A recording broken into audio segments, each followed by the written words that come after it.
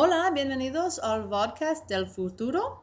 Welcome, I'm Senora Stanias, and in this vodcast we will be looking at the future tense in Spanish. Students will be able to understand and use the future tense in both the written and spoken Spanish.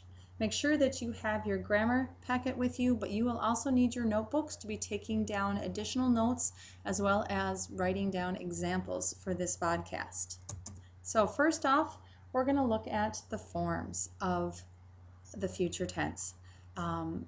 Regular future tense, you take the infinitive and you add the future ending to it. That is the simple future in Spanish. So an example with an AR verb. So viajaré, I will travel. Viajarás, viajará, viajaremos, viajaréis, viajarán. Notice that all future tense endings have accents except the nosotros form. And what's nice about this tense is that this is true for ER and IR verbs as well. Regular verbs ending in ER and IR will also use these same endings for the future. And you have that already written down for you in your chart. You can see volveré, volverás, volverá, volveremos, volveréis, volverán. They will return. Subiré, subirás, subirá, subiremos, subiréis, subirán. The endings are the same. There are some verbs that have accent marks. I've given you a couple of examples, reírse and oír.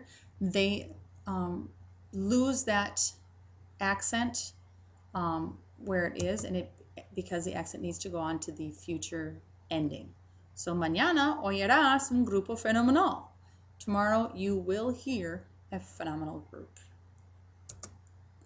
There are irregular verbs in the future, and I've put them kind of in sets so you can see how they kind of work together.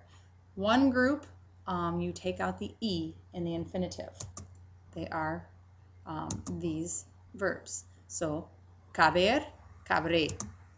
Haber, habré. Poder, podré. Querer, querré. Saber, sabré. The next set of verbs, a group, they take they put in a D. And that will take the place of the E or the I in the infinitive form. So, pondré, saldré, tendré, valdré, vendré. And last, there's a very small group that they're just irregular. They don't follow either one of those kind of rules. They are decir and hacer. So, decir, diré, hacer, haré. Los usos del futuro. Again, how do we use, why do we have this future tense? There are many different future tenses. This is one of them. This is used to express actions and conditions that will happen in the future. We want to say will go, will jump, will dance in English. We would use this future tense. An example, mis abuelos llegarán a mi casa mañana. So my grandparents will arrive at my house tomorrow. This is a little different than the future tense we're a little bit more comfortable with, a little more familiar with, which is that ir a and the infinitive. This is also a future form. It is a compound future form because it requires more than one word. And ir a is very common. It's used really to express more of a near future, and we use it a lot in everyday speech in Spanish. An example would be, mis abuelos van a llegar a la costa mañana. So the difference between will arrive and are going to arrive. Speaking of will, we need to talk about that because in English, will can be future, but it can also express someone's willingness to do something. And in Spanish, that's a little bit different. If we wanted to describe our willingness, we would use querer, or a form of querer, and an infinitive of what we are willing to do.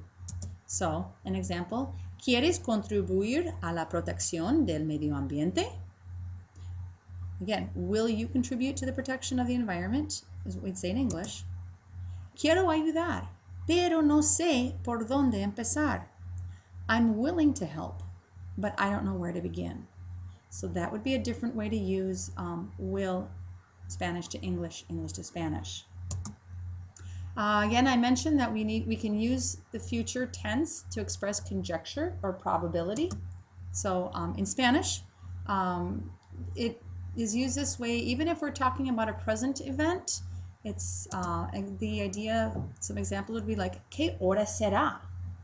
I wonder what time it is. Pues ya serán las 2 de la mañana. Oh, it must be 2 a.m. by now. ¿Lloverá mañana? Do you think it will rain tomorrow? Or is it going to rain tomorrow? Probablemente tendremos un poco de sol y un poco de viento. It'll probably be sunny and windy. So now you have the future tense.